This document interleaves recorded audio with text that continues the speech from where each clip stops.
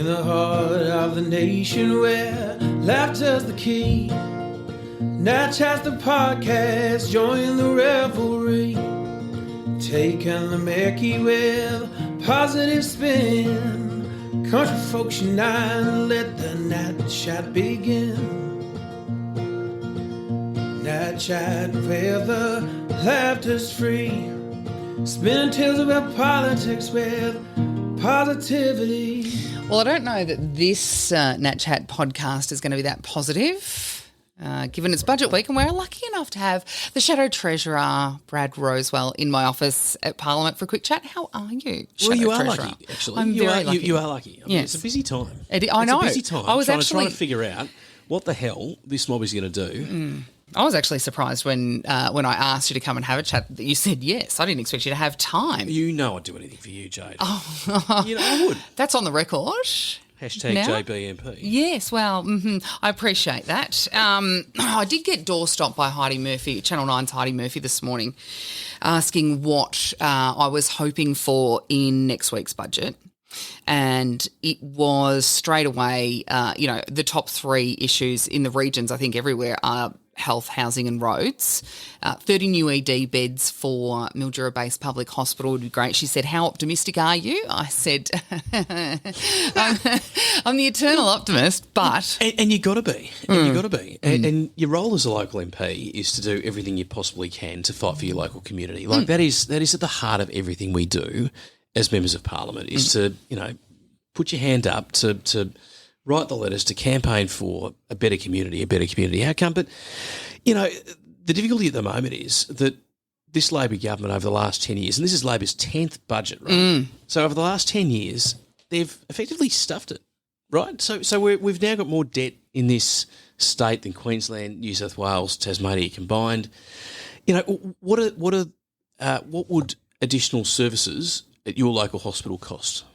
Well, there's been lots of costing, and this is the thing, though, with hospitals, right? And anything, it's become very apparent in the public sector. Getting data and costings is impossible. No, well, they like to keep it secret to make it, your advocacy more difficult. Yeah, but at a principles level, I get it. So, before I'm Shadow Treasurer, I'm also a local MP. Yeah. And I'd like to think that when you and I have the opportunity to be in government, that we won't operate and conduct ourselves in the way that the current lot is, frankly, because, if there is something that I can do as a shadow minister, is there something I can do as a minister in a future government, whether you're a Labor MP, whether you're a Liberal MP, whether you're a Nationals MP, whoever you like, I'm happy to give it a crack. Like if it actually ends up being the best outcome, the right outcome for a community, well, what's the issue? And isn't that the reason that we're all here? 100%. Yeah. So, my point is, we were talking about debt levels earlier. What are we at? $15 million a day at the moment in repayments? Yeah, in interest payments, $15 million a day. Now, on the current budget papers, so this is before next Tuesday, that's going to increase to $24 million a day, right? So, I've got to think about my community. $15 million a day means 2 primary schools will have a dedicated multi-purpose hall, performing arts area, with dedicated tuition rooms for music and song and dance and the rest. And $15 million spent in my community, which is our daily interest repayment at the moment. This is interest alone, not the capital, just the interest, means that in my community we can't build 2 of these multi-purpose halls that will actually set 2 school communities up for the next generation. Like, I'm sure you've got similar examples in your community where, where $15 million would be helpful. Oh, very helpful. $15 million. Indeed. And we should say... That's not chicken feed. No, that's exactly right. And we should say from the outset, Sandringham is your electorate. It is, yeah. Which is a long way from Mildura, but $15 million would go a long way. And I say often that there appears within the bureaucracy or within the government, the understanding of a value of a dollar seems to be completely absent, and that became very apparent a couple of weeks ago because there's all sorts of talk in Mildura at the moment, and this has been going on for 20 years, talking about a heavy vehicle bypass so that our trucks that are getting bigger don't go up Deakin Avenue on their way to Adelaide. There needs to be, and there is a heavy vehicle bypass there. Trouble is, it's full of roundabouts. Now, trying to get a B quad around a roundabout is quite difficult, right? What sort of boffin makes those decisions? Like, fair dinkum. I know, right? Like, they must have been, like, so far away from the Mildura community to actually, you know, to stuff up in that way. But in defence, it was, at the time, it would have been B doubles. It's no. It's ridiculous. There would have been council involvement as well, and it would have been, and there was supposed to be dual lanes the whole way. It's been a bit of a schmozzle from the very beginning. So, but when we approached the feds, my federal counterpart, Dr. Webster, and she said, I'll get $10 million for a business case. Now, coming from the private business sector myself, $10 million for a business case, to me, is extortionate. Look, this is the thing that gives me the absolute, can I swear? Absolutely. This gives me the absolute shits. The amount of money that is wasted because it's a government project, whether it's a federal or a state government project, right? So, you know, like your previous life, like your previous career, like mine in the private sector, where every dollar, every cent would be accounted for. When it comes to public sector projects, it's like, whatever, man. Yeah. You know, it's crazy. Like, so, and there are cost overruns, like 30, 40, 50, 60%, which would never happen in the private sector. But also there's no one pulling it up and being made accountable for that. There's no one questioning hang on a minute, $10 million sounds like too much. There's no one that's stepping in going, this is out of control and we actually need to, like in corporate life, you go too far over budgets, someone's going to get the sack. You know, because you've got to be made accountable somewhere. And look, and the thing that, again, if I may swear, gives me the shit is that over the last 10 years, they've been spending more, the Labor government in Victoria have been spending more than they've been receiving year on year on year. Now, you know, Jade, think about it. Think about your family budget, right? Like if you spent more than you received, you'd be stuffed. You can't spend money you haven't got. Well, but that's what they've been doing, right? And if you did that in your business, like, I get that sometimes families and businesses borrow in order to expand, in order to grow, in order to do something. But there are, you know, particularly tight financial controls around that borrowing because, well, it needs to be because, you know, you got to pay it off at some point. But the thing that really gives me the, you know what's it, and I've said it a couple of times, I won't say it again, is this. It's not Labor's money. It's the Victorian taxpayers' money. It's Victorians' money that they're not just spending, but they're wasting. That they're, you know, if you stuffed up, right, so if you made a bad financial decision in your family or if you made a bad financial decision in your business, you'd be accountable. Absolutely. Right, but when it comes to the Victorian Labor government, they make poor financial decisions. They've done so for the last decade. And guess who pays? The Victorian taxpayer. Punters, right. And, you know, like it's because these people haven't spent much, if any time, actually working in the private sector, right? So they just don't get what it is to run a budget in the first place. That's in our DNA, right? As the alternative government in this state, that's what we're good at. Look to Howard, look to Costello, look to the former, look to Kennett and Stockdale in 92. You know, coming in, cleaning up the mess of Kerner and Kane. That's kind of the position we're in at the moment, right? And, yeah, they're bigger numbers. Like Kennett and Stockers had to pay back, I think it was $32 billion. And you know, should I be treasurer in 2 and a bit years' time, I've got to pay back about $200 billion. I was going to say, it's a fair bit more than that. Right, but, you know, things do change up. Right, but in terms of equivalence, like it's kind of the same. Like we've got the difference being Kennett and Stockdale had a bunch of things that they could actually sell off to try and improve their bottom line. We don't have that. Well, there's nothing left because we've had to fix it before. And this is history repeating itself, right? So my concern is then how do we get back to a point where it's not going to be my grandchildren, your grandchildren, still paying off COVID debt. Meanwhile, those on the other side keep blaming Kennett for privatising public, you know, the public sector. Well, we had no choice because of the state we were left in. Jade, do you know what I'd do if it was absolutely and utterly just up to me? The $178 billion of debt climbing to $200 billion odd, and I'm expecting it to reach $200 billion in that $200 billion, just by the way, not million. We're not talking millions anymore. Billion, $200 billion. Wow. Rolls off the tongue now, doesn't it? Oh, but it shouldn't, because it's a massive amount of money. Right. So if I had my way on coming to government, what I'd do is simply just draw a line under it and say, this is Labor's debt. This is their legacy. This is theirs to pay off when they are next returned to government. Could you do that? Well, so the trouble is I don't think you can, right? Because for as long as we let the debt sit there, it's going to accrue interest. Indeed, right? And then we've got to pay off more. So although I'd like to do that, just to make an example of it, right? Just to be able to say, well, this is as a result of your mismanagement. This is as a result of your recklessness. Look, it's going to be tough. It's going to be tough. We've got to get on top of procurement systems. Like if you've got major projects being completed with a 30, 40, 50, 60, 70% cost overrun, well, that's not right, because the private sector doesn't do that. So why is it okay for the public sector? So we've got to get on top of that waste bit. We'll reprioritise things. Of course we will. We don't seek to be a pale imitation of the current mob. We aim to be a uniquely Liberal and national coalition government that understands business, that understands the pressures on families, that wants to get out of the way of people creating opportunities for themselves, for their families, and for others. We don't want to step right. So we've got to do that piece, that reprioritisation piece, and finally we've got to do the growth piece.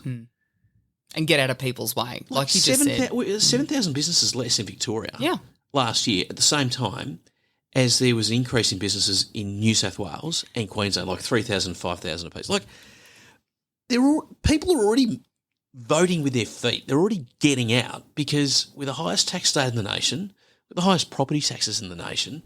If you try and have a go, inevitably you're going to be punished. And we can see it. And I have been on at you for a year and a half now to come up to Mildura, but I was speaking on the commercial and industrial tax reform bill last night and saying again that we can see it up in our neck of the woods at any border community, and because we are a tri-state area, the only one in Victoria, we've got South Australia and New South Wales, we can literally see businesses and homeowners moving to New South Wales, which is 5 minutes away. It is not a difficult business decision. It's not a difficult decision for families when it is cheaper to send your kids to school.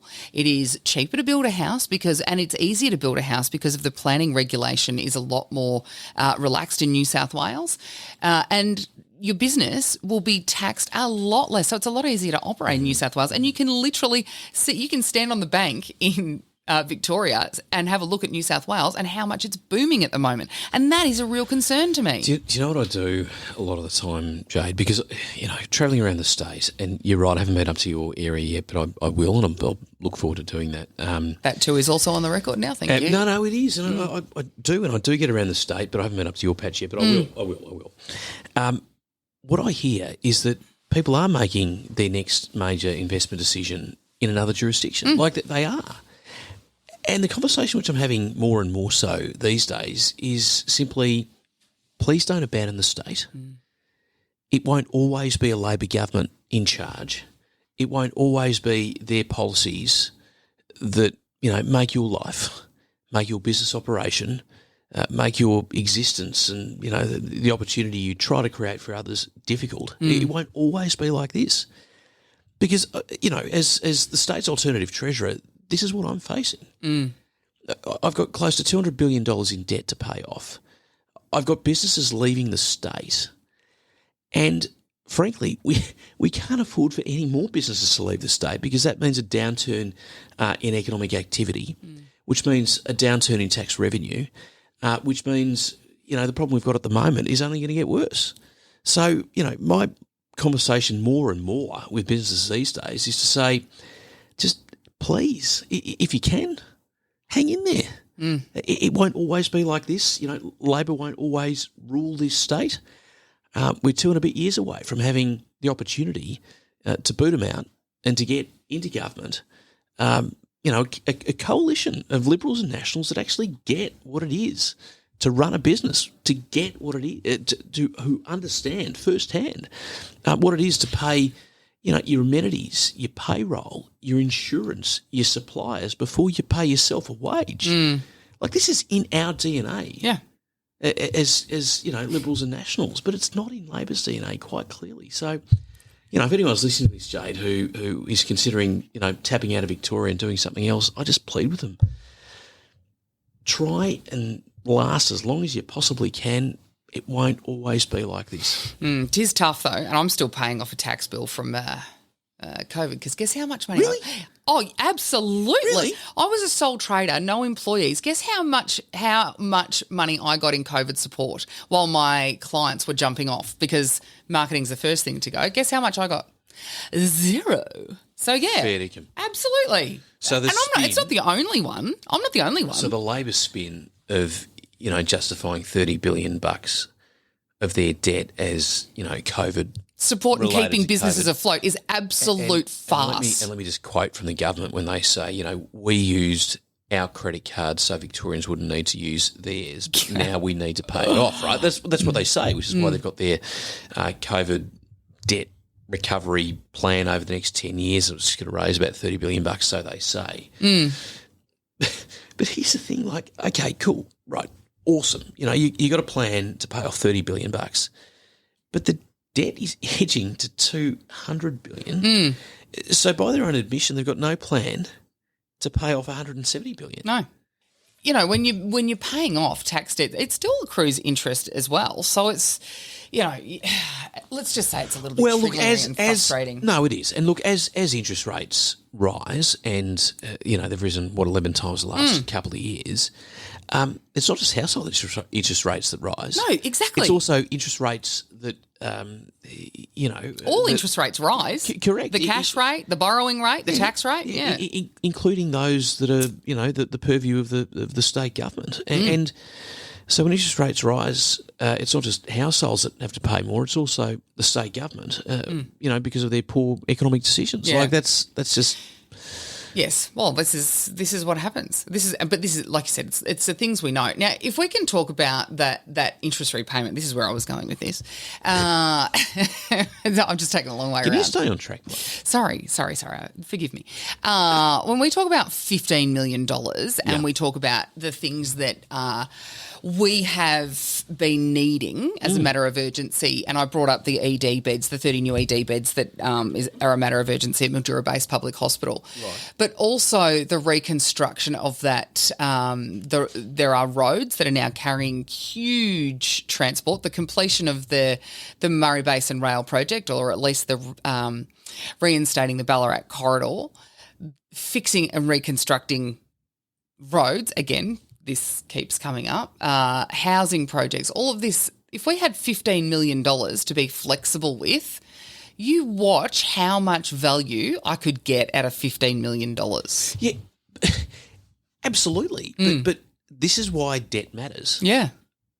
Because, look, I could talk numbers, stats, percentages all day, and if you needed a cure for insomnia, like I'm your guy, right? It's fair dinkum, right? You've got a lovely voice, guy. Yeah. But the reality of this is that debt matters, because for as long as we're paying $15 million a day in interest payments, it means we haven't got capacity to do all the other things to fix cost of living. And this is one thing that I hear often in Mildura is cost of living and putting money into frontline services rather than putting money into, it's that waste thing again, but rather than putting money into admin, consulting fees, which are, again, extortionate, but really helping out with cost of living, whether it's rent assistance, whether it is, food bank. Our food banks have really taken a hit. SMEC, the Ethnic Communities Committee, things like that. This is cost of living, and they're the people that are really vulnerable at the moment. DFFH, I mean, not only us, but they are at Sounds the point. like a swear word, doesn't it? It does a little bit, and It actually is when they're giving people tents because the housing wait list is so long. Here's a tent, go and camp on the river. Like that is what does their state come to? exactly. And then they talk about putting money into, domestic violence solutions. Stop putting it in the wrong. Listen to the people on the ground. Put it into frontline services and actually make a bloody difference. Sorry, don't go on a rant. But I can't remember what the question was. But you're right. So that's why if people in your community want a better outcome for your community, just like people in my community want a better outcome for my community, the only way to do that is, well, frankly, to re-elect us, but to re-elect us into government. Yeah, that's right. Yeah. Because it's quite clear that the current mob, after a decade, just frankly don't get it. And, in you and in me, I'd like to think that they've got, local punters in your patch and mine have got strong advocates who will be unrelenting in our advocacy for a better outcome for locals. That's at the core of what we do. Yes. Yeah. Well, exactly. Well, that's why I'm here. That's why you're here. Let's talk about and we need to do more than cross our fingers for 2026, but I have no doubt that that we'll have a strong army behind us to hopefully get us to government in 2026. Can we talk about next week and what actually is going to occur on Tuesday next week when the budget is handing down? How does your day look? Right. Well, jam-packed and batshit crazy in short. This is a series of documents, literally thousands of pages that the Labor government have been working on for the last 12 months, since the last budget, right? So, on budget day, I'll get a set of those budget papers before it's actually, the Treasurer gives his speech in the Parliament. But Jade, I get them for about 75 minutes. Is that all? Before I'm asked for public comment. Are you serious? Yeah. I thought you got them before everybody else. Yeah, I do. Yeah, well, yeah, but 75 minutes is not Correct. long. Wow. So what are you expecting? Because that is, you are asked for public comment, an hour and 15 minutes later. Yep. Surely you've got an idea of what is coming. We've heard the Treasurer say that it's going to be a horror budget. Well, they're setting that up, and they set that up last year as well for it to be, a tough budget and a horror budget. And, frankly, when you're talking about cuts to things like health, education, community sport, arts and culture funding, you got to ask yourself, where are their priorities? Right, if those sort of things are on the chopping block. Yeah. I mean, just 2 weeks ago, maybe 10 days ago, we released a report from the Independent Parliamentary Budget Office, which identified a number of programs that were due to finish up at the end of this financial year and that don't have guaranteed funding in the new year. I asked a question about one of those in question time yesterday of the Treasurer, because one of those is a domestic violence program, a government-funded program for culturally and linguistically diverse Victorians. Which are the most vulnerable when it comes to... Absolutely. Yeah. And because of, cultural considerations, Yes. Often people in those communities don't talk about it and have a different standard and level of understanding to people outside of that community. Nor do they seek help. Well, indeed, right? So, given the current circumstance where, Victorian women are being subjected to, murder. We're being killed. We're being killed, Brad. Yeah, indeed, right? So, a program so when I asked him that question yesterday, did he say, oh, yeah, no, it's a great program and we're going to continue funding? No, he didn't. Again, this is the cost of bloody poor management from the Labor government. Correct. And I have been also saying, and I know you've been saying it as well, their poor management is costing Victorians' lives. And that's the fact of the matter. Whether it be longer wait times for ambulances, whether it be, frankly, a crime wave. And you know that in your community because, your community is experiencing it. The rise in home invasions, it's like, there are people who are living in their homes who are scared. Yeah. Like if your home isn't, if your own home, if the four walls, the floor and the roof of your own home cannot be your sanctuary and your place for safety, then mate, What have we got? like, What have we got? like the first priority of a government should be the safety and security of its citizens. Like that is just a fundamental.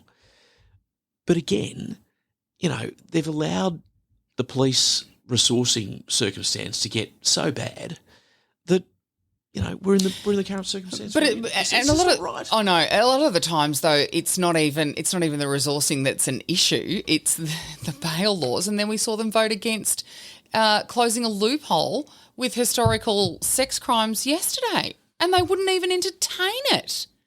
That's something that could be fixed with a stroke of a pen. Costs them nothing. I know we're talking about the budget. Completely.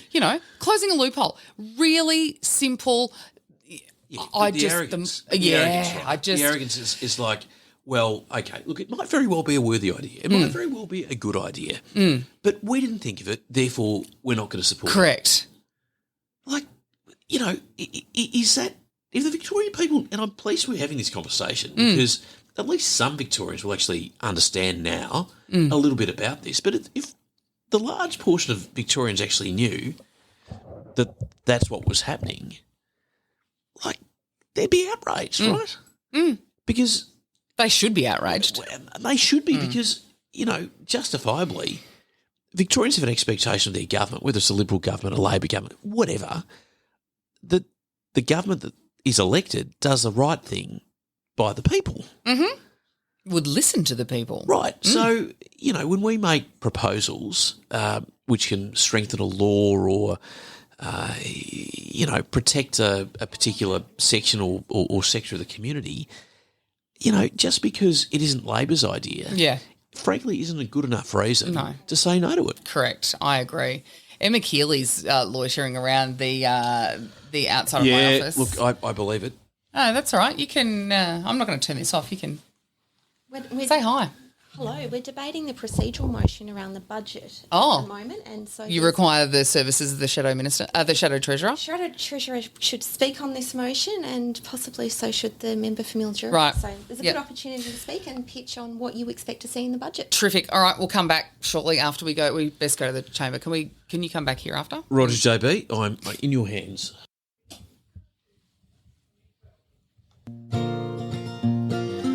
All right, we're back. And neither of us got a chance to speak on that. What was all that about? Oh, there was a look. The budget's coming up next week, and that's why you're here talking on a Nat Chat. All right, even though you're not. You wish you were. So wakey, Brad, that's what you're telling me, right? So look, I get it. You are as subtle as a sledgehammer. I know. Sometimes you fair dinkum. It's one of your great strengths as a member of Parliament, I've got to say.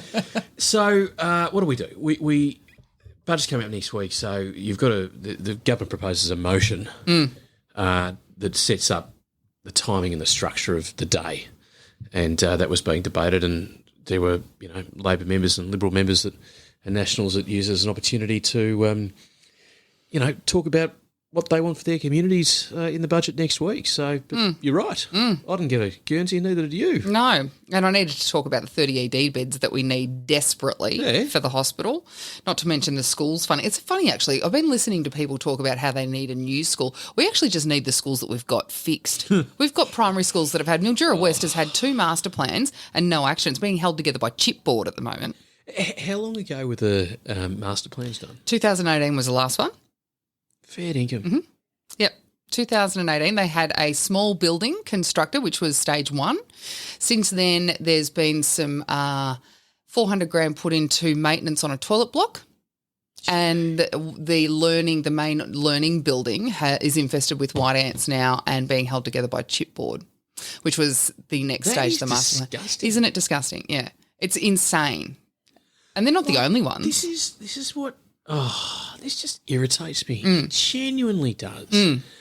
Like, if I was being sceptical and maybe a little bit cheeky as well, they just don't care about our communities. I mean, I've got a similar situation in my community where, the local high school, Sandringham College, needs a total rebuild. It's a $40 million job. They've given the first 10 mil and they promised the second 10 mil.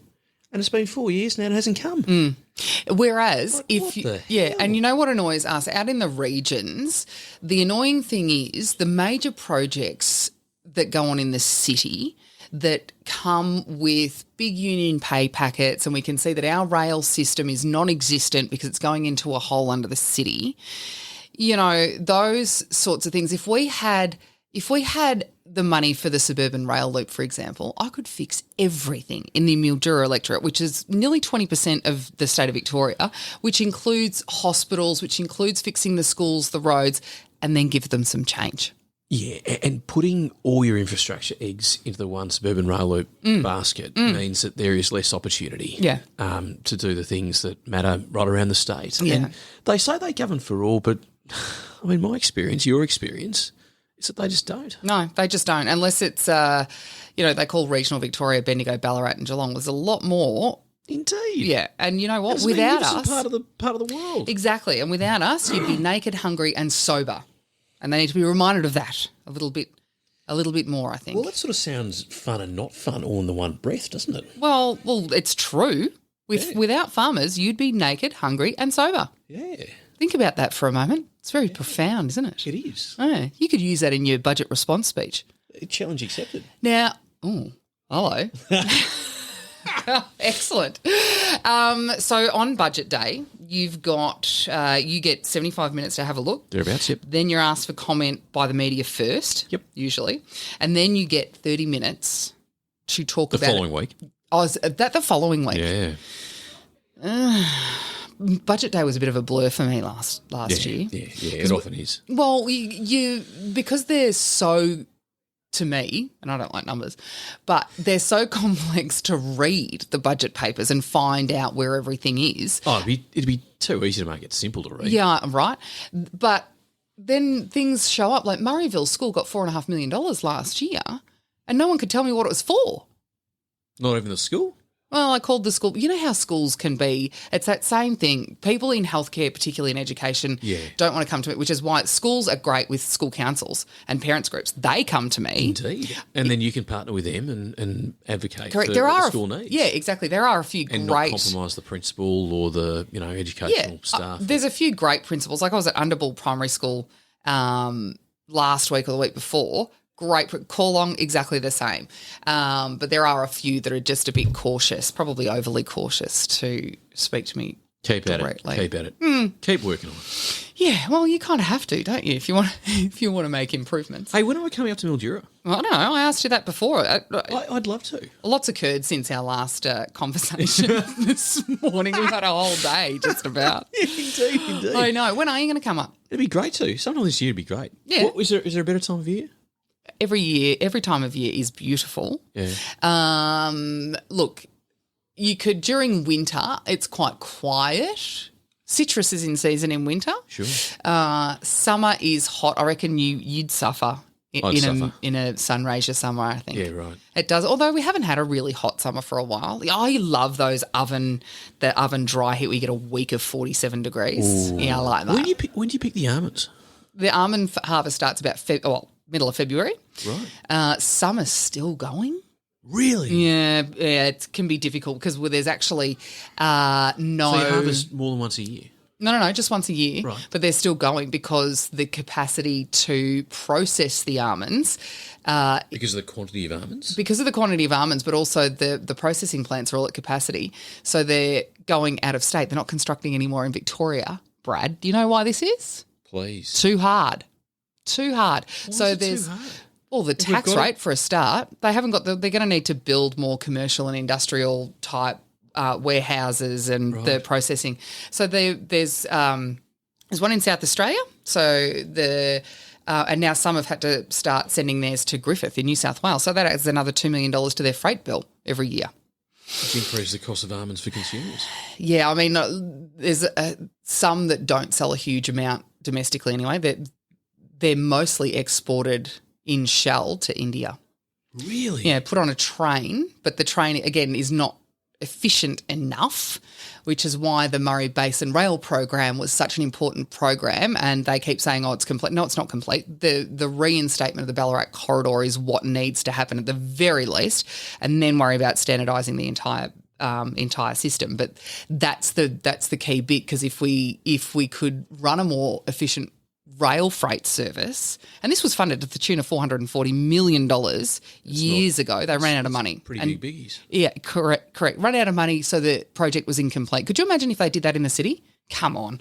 Anyway, this is the stuff that keeps me awake at night, Shadow Treasurer. So, Jade, I love your passion. I love you. Don't. It doesn't take much to get hashtag JBMP on her high horse on behalf of her community. It's one of your great strengths, mate. Oh, it really is. do you think? Yeah. And like, how long have you been an MP now?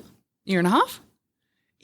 It's like a duck to water. Fair dinkum. Yeah, but to me, it's How not are you rocket. finding it? Well, to me, it's kind of common sense. Like, I'm here for, these are the things that need to be done for the greater good of not just my communities, but for The impact it has on the state, and on the state, country, the country. Yep. Yeah. So, you know, the local impact, not just the economic Yeah. impact, the health impact, the all of that. But everything, and there's the bells, that's the council. They're knocking off already. that'd be right. Whiz. I don't know, would be right. wouldn't Part-timers. it? You can't say that. No, but I am very passionate about what comes out of my part of the state and what comes out of regional Victoria in terms of agriculture, because that's our biggest industry. And I say all the time in Mildura, everything is connected to the agriculture industry. If you think it's not, you're wrong. Without agriculture, our part of the world wouldn't exist and it wouldn't be as beautiful as it is. So making sure that, and farmers are, you know, they've been saying for a while now that things are just getting harder for farmers to produce, particularly with regulation and auditing now. Like, the bookwork has just become, and farmers don't want to be spreadsheet farmers. They really don't. I know I'm boring you. I can see your but eyes some glazing over. Some of the best farmers. Geez, that's annoying, isn't it? What's that? The bells. Oh, you can't hear it. The bells. Yeah. I thought I'd turn them off in here. How can you turn them off? Well, when you've got babies, and this used to be Emma Keeley's office. Right. And when she had her daughter, the bells were turned off. So, and I'm the parliamentary fairy godmother for the incoming Suite children. of children. Yeah. So I'm going to have them Very turned off. exciting times, actually. Sorry? With a couple of babies. I know. on the I way. am very, very excited to have some babies to look after and then give back at the end of the day. Exactly right. Yes. So, Prime dirty bums. There you go. yeah.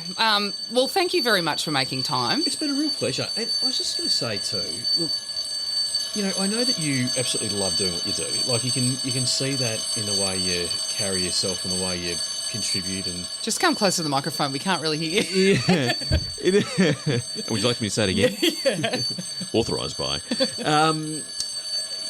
You do have a real passion for what you do, and that's a great privilege for you. But I also think that it's a great privilege for the people of your community to have you as their representative. Oh, stop it. Because you do put your heart and soul into it. You do have to, put though, your don't you? all into it. And you know, you've been here for a year and a half and you're already getting results. Yeah. I mean, I would like to think that we'll continue to get results. But to me, being here, I had a conversation with the Minister for Education today. Like, it's those conversations that I find I get the most out of. Like, we can do those all corridor conversations. Yeah. Yeah. Now, you can't have that sort of conversation with every minister. No, certainly not. Right, so there are some that you can and some that you just can't. But the ones that you do, the ones that you can have that corridor conversation with, they're often some of the better ministers. Correct. Who are better respected in this place and, you know, generally do all right. Yeah, exactly. And I've actually got Minister for Agriculture and Community Sport coming to Mildura. Fabulous. End of the month, I think. So, Yeah, right. Yeah, I mean, it's Who's that, by the way? relationships. Ross Spence. Oh, Ros. Yeah, Oh, good. yeah. She's coming up to. She's actually going to come and have a look at some carrots and some almonds and Oh, good. all that kind of stuff, which will be fantastic. So it's Make all sure about you send it relationships. home with a box. I can't even get almonds to nibble on in the car. Really? Yeah, I know. Well, there's a lot that goes into this. I probably could if I pushed hard enough. I could go out and pick them myself before they harvest them, but I'm not going to do that. Get my hands dirty. Oh. Look, thank you very much. Much appreciated. Best of luck with budget. I know it's a stressful time for you. You will be up and about all weekend and then for a week after, no doubt. Yeah, I will be. Budget day is a pretty busy day on the Tuesday itself. On the Wednesday, I'm heading to regional Victoria, so I'm not heading as far Not Mildura. north as Mildura, but I'm heading to Shep, I'm heading to Bendigo. I'll visit Melbourne's some of our growth. Thank God. This is how our day, just so people know listening to this, I know it's annoying for listeners, but that's our day we're in this place. The amount of times those effing bells go off. Now, they're a necessary part of it, right? I get that, but it doesn't make them any less annoying. No, it really doesn't. So you're saying your Wednesday? Yeah, Wednesday. Yeah. So Shep and Bendigo for brekkie on Thursday morning, and then I'll be dropping into a growth suburb in Melbourne's north, either on the way up or the way back. But after the budget itself, I actually quite intentionally wanted to get out to regional Victoria instead of spending my time in Melbourne, because the budget doesn't just impact people in Melbourne, it impacts every Victorian. And, I think it's important for regional Victoria not to be forgotten as part of this conversation. Now, will the Treasurer do the same? Probably not. Probably not, exactly. We know that. So, look, if that can be our point of difference, that we actually, give a toss about regional Victoria and regional communities compared to the current mob, then so be it. Well, I think the easiest way to do that, Shadow Treasurer, is to create policies, and let's not put positions forward, but in a common sense approach to me would be one size does not fit all. No. Policies and legislation, one size does not fit all, really does it. And I've got 37,500 square kilometres to cover, and those communities differ greatly from one end to the other. So how can a government assume that one policy solution for the city is going to be applicable for everyone? It just doesn't work. And if we can fight for that... Well, Jade, if they got off their freckles and they wandered out, via, I don't know, broomstick, carrier pigeon, car... automobile, bus. We've got a good airport. You can jump on a plane. Right. We don't have a train. Right. We don't have a train. So if they just spend a bit of time on the ground listening to people, in this line of work, a Shadow Treasurer with that statewide responsibility, and I know you want to wrap up because it's probably getting a bit boring for people to listen to this sort of stuff now, but look, as Shadow Treasurer with a statewide responsibility, I guarantee you that I'm more accessible to punters and stakeholders than the Treasurer is. Oh, guaranteed. Without a doubt. Without a doubt. But it's equally true of the Health Minister and the Shadow Health Minister, of the Education Minister and the Shadow Education Minister, etc. So, perhaps after 10 years of Victorian Labor government, a bit of hubris has set in, a bit of arrogance has set in. Like we've seen it all before. Yeah. We know it all. And I really think in this line of work, humility is a secret weapon. Oh, 100% it is. So is common sense. It's just not that common. No. I'd love to join you. Yeah, well, thank you very much. Let's see what happens on Tuesday, hey? Can't wait. In the heart of the nation where laughter's the key, Natch has the podcast, join the revelry. Taking the Mickey with positive spin. Country folks unite, let the Nat Chat begin. Nat Chat where the laughter's free. Spin tales about politics with positivity.